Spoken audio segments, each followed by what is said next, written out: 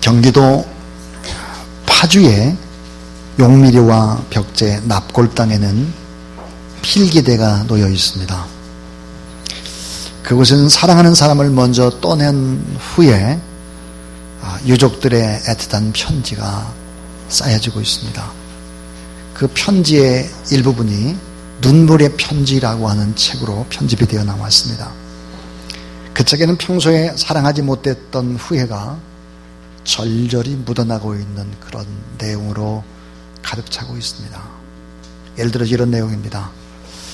여보, 당신이 내 곁에 없다는 것을 부인하고 또 부인하면서 당신을 부르다가 어느새 눈물이 고이곤 합니다. 정말 외롭고 힘들 때 당신이 남긴 목소리를 들으며 펑펑 울어보지만 나 아직도 시원하게 울어보질 못했어요. 언젠가는 목 놓아 울어보고 싶어요. 여보, 나 직장에 나가요. 힘들고 고통스럽지만 잘 참아내고 있어요. 일하다가도 당신이 직장 다닐 때 어려운 사정을 왜 내가 이해해주지 못했는지 후회가 돼요. 눈물이 날 땐 천장을 쳐다보곤 해요. 하지만 아무리 힘들어도 열심히 살 테니 걱정하지 마세요. 뭐 이런 내용들입니다.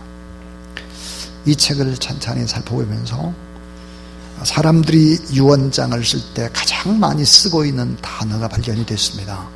그 단어는 미안해요, 용서해 주세요, 후회해요, 그리고 사랑해요 라고 하는 단어입니다. 우리는 죽을 때 비로소 자신에게 있어서 가장 소중한 것이 무엇인지를 뒤늦게 깨닫습니다. 그리고 그 소중한 사람에게 얼마나 내가 소홀히 대하면서 살아왔는지, 그리고 인생을 돌아보면서 후회를 합니다. 자, 이 죽음이라고 하는 것은 잘 알게만 하면 우리의 인생은 달라질 수 있다 하는 것입니다. 자, 죽음을 내다보는 사람은 참 지혜로운 사람, 축복받은 자, 행복한 사람이죠. 그러면서 소망을 남기는 자입니다. 오늘 본문은 요셉의 마지막의 유언입니다. 자, 믿음의 꿈을 가졌던 그가 최후를 어떻게 축복으로 물들이고 있나. 미안해요, 용서해 주세요, 후회해요, 이런 단어는 전혀 없습니다. 성경에. 따라하세요. 최후를 축복으로 물들이라. 오늘 저는 진정한 축복이 뭘까? 그 진정한 축복이라고 하는 것은 최후를 정말 아름다운 축복으로 물들이는 것이다. 이 꿈은 작은 씨앗과 같습니다. 인생의 봄인 17살의 꿈을 품고 그 씨앗이 우물 텄죠. 요셉은 13년이라는 이 뜨거운 여름철을 보내게 됩니다. 그리고 꿈이 성취되는 인생의 가을을 맞이했습니다. 요셉은 국무총리가 된 것입니다. 꿈이 이루어졌죠. 소원이 성취됐습니다. 그는 성공했습니다. 그 꿈이 성취되는 축복을 경험했습니다. 계절의 결실, 추수의 계절에 그동안 고난을 다 잊고 남을 만한 엄청난 축복을 요셉이 받습니다. 국무총리가 되고 결혼을 해서 므낫세와 에브라임 두 아들을 얻게 됩니다. 자, 이때 당시 애굽의 총리 대신 국무총리는 지금으로 말하면 어떤 그런 권한을 가진 것일까? 어떤 책에 보면 이렇게 되어 있습니다. 그때 당시 요셉의 위치는 세 가지를 합친 것이다 그랬어요. 하나가 뭐냐면 미합중국의 대통령 플러스 중국의 최고의 주석 플러스 러시아의 대통령을 합친 것보다 더 큰 위치였다 그랬습니다. 그러니까 요셉이 어떤 위치에 있는지 여러분 상상이 가죠. 자, 요셉은 성공을 했습니다. 이 엄청난 성공 이후에 요셉은 더 성공합니다. 왜냐? 이 성공을 섬김의 기회로, 축복의 기회로 삼기 때문입니다. 그런 형통을 넘어서 아름다운 섬김의 삶, 용서하고 축복하고 사랑하는 그런 아름다움의 발잔치를 남깁니다. 그 당시 애굽의 국무총리였지만 기근으로 죽어가는 여러 나라들을 도왔습니다. 자, 요셉의 인생 그 특징이 무엇일까? 그것은 믿음의 사람이 걸어갔던 길과 동일합니다. 처음보다는 마지막이 너무 아름다웠다는 것입니다. 모세도 마찬가지죠. 다윗도 마찬가지죠. 예수 그리스도도 마찬가지죠. 자, 요셉의 이야기. 하나님의 꿈을 가지고 믿음으로 살았던 모든 인생은 끝이 결국은 축복이었고, 인생 전체를 다 돌아보면 그 통째로 볼 때 모든 순간순간이 다 복이었다는 거예요. 오늘 이 자리에 참여한 여러분이 미안해요, 후회해요, 가슴 치면서 애통하는 일이 아니라 이렇게 축복으로 물들이는 여러분의 인생이 될 수 있기를 주님의 이름으로 축원합니다. 자동차의 대명사처럼 불리우던 헨리 포드, 이 헨리 포드는 871대 자동차를 만든 후에야 겨우 그제서야 사람이 탈 만한 차를 만들었다 그럽니다. 우리가 지금 타고 있는 차, 특별히 타이어, 이 공기 타이어는 무려 40년의 연구 결과 개발에 성공했다고 합니다. 그러므로 자동차를 만들기 위해서는 870번의 실패를 했고, 오늘과 같은 타이어를 만들기 위해서는 39년 동안 거듭되는 실패를 한 것입니다. 헨리 포드의 사진이 걸려있는 박물관에는 두 사람의 사진 밑에 이렇게 쓰여져 있습니다. 꿈꾸는 사람, 또 하나는 믿음의 사람. 꿈꾸는 사람, 믿음의 사람이라고 쓰여져 있습니다. 요셉의 인생의 마지막도 아마 그렇게 쓰는 것이 옳을 것 같습니다. 꿈꾸는 사람, 믿음의 사람이었다. 그리고 최후를 축복으로 온통 다 물을 들여버렸다 하는 것입니다. 자, 요셉의 생에 그는 이제 삶의 마지막, 인생의 황혼이 깃들고 하나님의 부음을 받고 하나님의 곁으로 가야 할 때입니다. 요셉의 삶을 무엇으로 요약할 수 있을까? 그는 꿈꾸는 사람이요, 그는 믿음의 사람이었다. 이렇게 요약을 해도 될 것 같습니다. 자, 정말 요셉에게서 최후의 상급과 축복, 진정한 축복은 무엇이었을까 하는 것입니다. 세 가지 얘기를 드리려고 합니다. 그 첫 번째예요. 따라하세요. 자, 진정한 축복은 믿음으로 꿈꾸는 축복이다. 자, 진정한 축복은 믿음으로 꿈꾸는 축복이요. 그것은 따라해 주세요. 최후를 축복으로 물들인다. 그렇습니다. 최후를 축복으로 물들이는 거예요. 장례식을 제가 참 많이 참여를 합니다. 우리 교회교인들은 그렇게 많지 않지만 많은 장례를 가보면 참 인생 멋있게 살았다, 나도 저렇게 살아야지, 이런 분도 있지만 너무 안타깝다라고 하는 분도 계시죠. 자, 우상장수의 아들 아브라함이 최후가 믿음의 조상이 되고 축복의 근원이 되고 축복의 샘물이 됩니다. 약탈자, 사기꾼, 요령꾼, 냄새나는 야곱이 12지파의 족장이 되죠. 바로를 축복합니다. 큰 자가 되는 것입니다. 인생의 맨 마지막을 지팡이 머리에 의지해서 하나님 앞에 거친 숨을 몰아내시며 예배를 드립니다. 그리고 하나님 앞에 돌아가는 것입니다. 자, 베두인족 목동의 아들, 위대한 왕이 됩니다. 다윗의 이야기죠. 노예로 팔린 요셉이 세계 최강의 나라, 실제적인 권력을 가진 국무총리가 됩니다. 참 성경은 요셉의 삶을 요약을 해볼 때 이렇게 요약을 합니다. 히브리서 11장 22절 따라하세요. 믿음으로 요셉은 임종시에 이스라엘을 떠날 것을 말하고 또 자기의 해고를 위하여 명하였으며, 자, 믿음으로 요셉은 임종시에 자기가 죽게 되면 자기의 해고를 믿음의 본향인 가나안으로 옮기라 그랬습니다. 자, 믿음으로 꿈을 꾸고 긴 기다림과 훈련의 과정을 거쳐서 최고의 자리에 올라오는 그런 꿈을 이루었습니다. 근데 맨 마지막 꿈은 뭘까? 늘 꿈에 그리던 본향으로 돌아가는 것이었습니다. 진정한 축복이 뭘까? 믿음으로 꿈꾸는 축복이요, 그것은 최후를 축복으로 물들이는 축복이다 하는 것입니다. 자, 갈무리를 잘 압니다. 갈무리, 마지막을 잘 끝내는 것이죠. 이 갈무리의 축복, 이건 놀라운 축복입니다. 자, 두 번째입니다.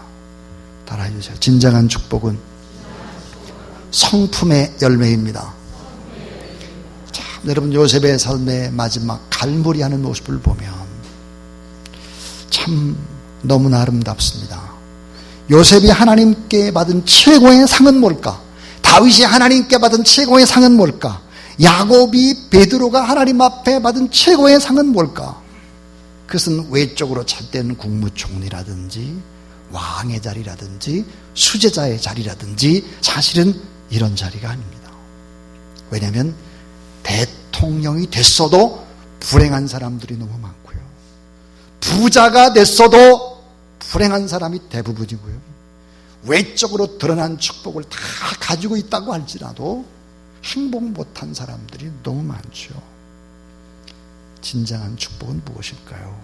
그것은 바로 성품의 열매입니다. 다시 말하면 성숙한 나 개인의 아름다운 속사람의 변화라는 것이죠. 하나님의 성품을 닮은 변화, 가장 큰 축복 중에 축복은 뭘까? 아, 저 사람 보니까 예수 그리스도의 모습이 생각이 나는구나.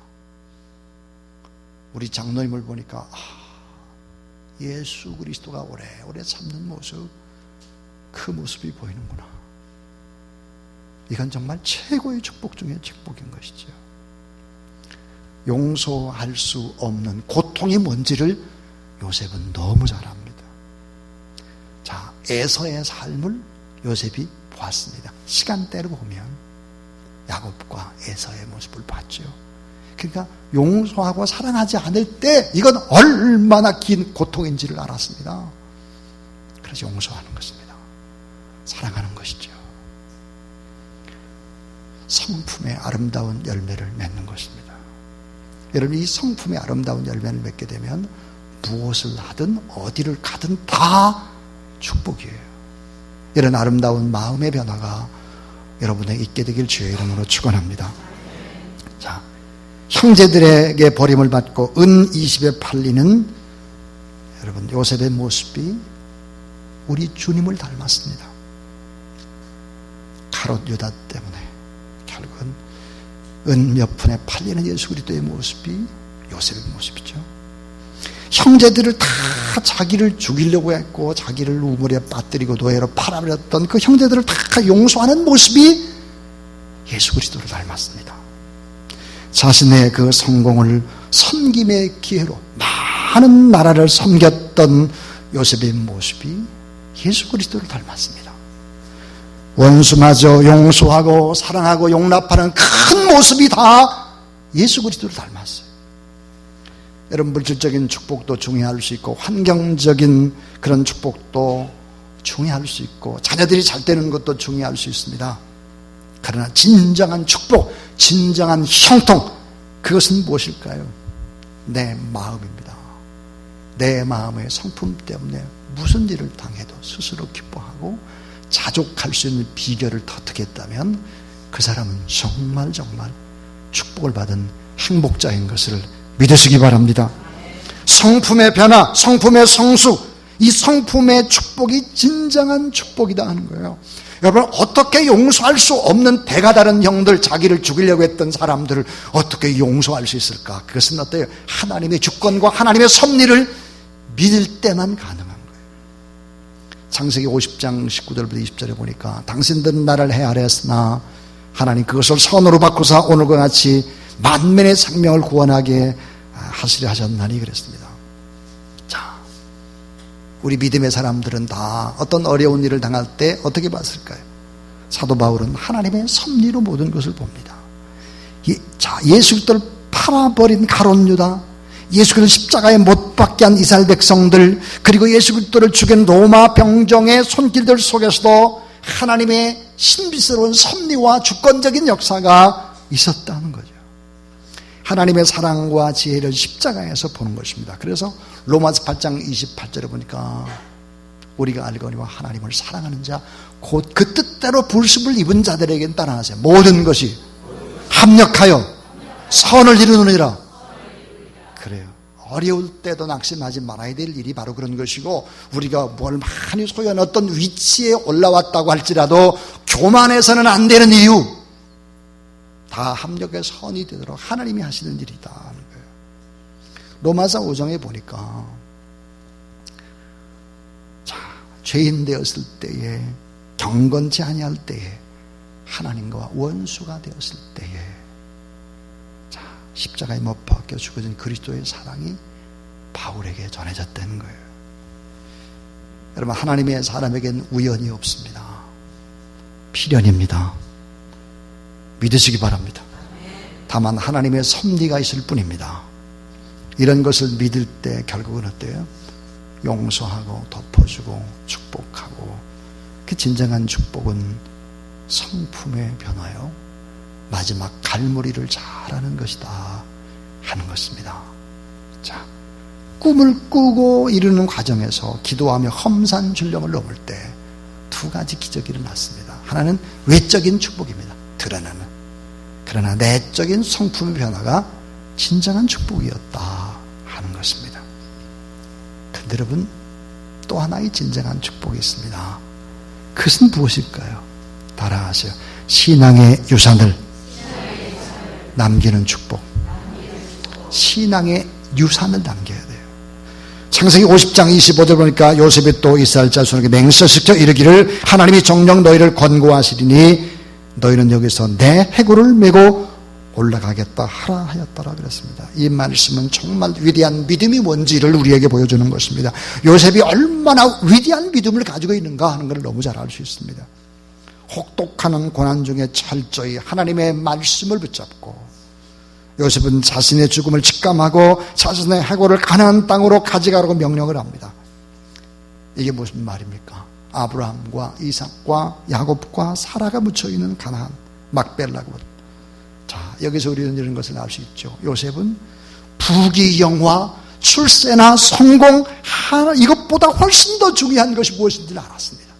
그래서 하나님의 약속의 성취를 최상의 우선으로 삼았다 하는 거예요. 자, 부귀영화, 최고의 출세 성공이 아니라 영원한 하나님의 나라, 그 약속의 말씀이 성취되는 그곳으로 본인도 가고 싶다고 하는 소망입니다. 신앙의 유산, 믿음의 조상이 준 유산을 최고로, 애굽 땅, 자신이 다스리는 땅이 자기가 묻힐 땅이 아니라 신앙의 유산을 물려받고 하나님의 뜻이 성취될 그 땅을 사모하며 죽었습니다. 더 놀라운 사실은 이 유언이 주어지고 요셉이 죽은 후 400년쯤 지났을 때 환경과 조건과 느낌을 초월해서 출애굽을 할 때, 출애굽기 13장 18절부터 19절에 보니까 모세는 이스라엘 백성들이 꼭 가지고 가야 할 필수품으로 요셉의 해골을 꼭 가지고 가도록 부탁하고 있습니다. 자, 요셉의 신앙만은 놓쳐서는 안 된다는 사실이죠. 이건 뭐예요? 정말 최고의 유산이라고 하는 것은 돈으로 살 수 없는 거예요. 부귀영화보다 더 중요한 거예요. 이게 뭘까요? 신앙의 유산이에요. 이건 정말 역사적인 신앙인 것이죠. 그래서 이 꿈꾸는 믿음의 사람, 그 최후는 하나님의 축복과 상급이 있다 그랬습니다. 김하중 전 중국 대사가 쓴 하나님의 대사라고 하는 책을 여러분 많이 읽었을 겁니다. 이 책을 읽으면서 그가 이 시대의 요셉과 같은 사람이라는 생각을 할 수밖에 없었습니다. 김하중 이 대사는 장로님이었죠. 성공을 섬김의 기회로 삼았습니다. 특별히 그는 주중 대사로 일하는 동안에 하나님께 기도를 합니다. 하나님, 제가 중국의 대사로 있는 동안에 1000명의 탈북자를 구할 수 있도록 그렇게 해주세요. 1000명, 꼭 1000명을 좀 구원해내고 싶어요. 2008년 통일부 장관으로 임명이 되어 중국을 떠나면서 영사부 직원들로부터 재임 기간 중 처리한 탈북자에 관한 문제에 관한 사항들을 보고받게 됩니다. 전체 재임 기간 중에 2002년 5월부터 2008년 2월까지 5년 9개월 동안 탈북자들이 대사관 영사부에 진입한 건수가 430여 건이었고 한국으로 보낸 탈북자의 수가 1060명이었습니다. 이 숫자를 보고 놀라지 않을 수 없었다 그랬습니다. 우리 교회 안에도 아마 이 김하중 대사님 2002년부터 2008년 이 기간에 걸쳐서 또 저희 교회로 오신 분도 아마 있지 않을까 하는 생각도 해봅니다. 자, 하나님께서 대사로 일하는 동안에 탈북자 1000명을 좀 한국으로 보내고 복음을 전가하고 싶다라는 그 간절한 간구, 그를 들어주신 것입니다. 김하중 대사는 그의 책에서 이런 고백을 하고 있습니다. 나는 보고를 받고 난 다음에 혼자 무릎을 꿇고 기도에 응답해 주신 하나님께 감사의 기도를 드렸다. 하나님이 하셨다. 오직 하나님이 하셨다. 이렇게 기록을 하고 있습니다. 저는 이제 설교의 마지막 얘기를 하려고 합니다. 여러분, 가장 큰 축복과 상급은 뭘까? 따라하세요. 가장 큰 축복과 상급은,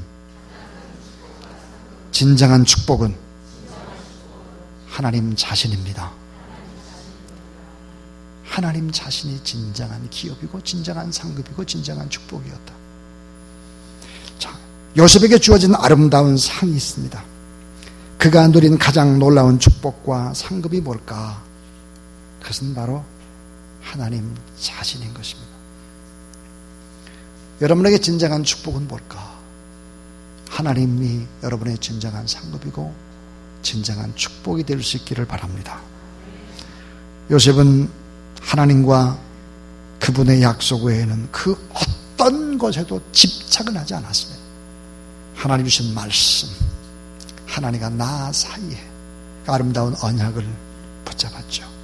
그 이유는 뭘까요? 하나님의 모든 것, 하나님의 모든 것이 자기였다는 거예요. 자기. 하나님은 그를 사랑하는 사람들의 상급이 되시고 자기를 사랑하는 사람들에게 하나님은 영광이 되시고 기업이 되신다는 사실을 믿으시기 바랍니다. 이사야 60장 19절부터 20절에 다시는 낮의 해가 내 빛이 되지 아니하며 달도 내게 빛을 비추지 않을 것이요 오직 여호와가 내게 영영한 빛이 되며 내 하나님이 내 영광이 되리니 여호와가 내 영영한 빛이 되고 내 슬픈 날이 마칠 것입니다. 그랬습니다. 여호와 하나님이 여러분의 영광의 빛이 되고 또 방패가 되고 지극히 큰 상급이 될 수 있기를 주의 이름으로 축원합니다. 따라해 주세요. 주여, 내가 무엇을 바라리요? 나의 소망은 주께 있나이다. 다윗의 고백입니다. 다윗이 어떻게 살았을까요? 나의 소망은 왕이나 물질이나 그런 것이 아니라 나의 소망은 오직 주님께 있습니다. 시편 16편 2절 5절에 보니까 내가 주께 아뢰되 주는 나의 주시오니 주 밖에는 나의 복이 없다 하였나이다. 여호와는 나의 산업과 나의 잔의 소득이시니 나의 분깃을 지키시나이다.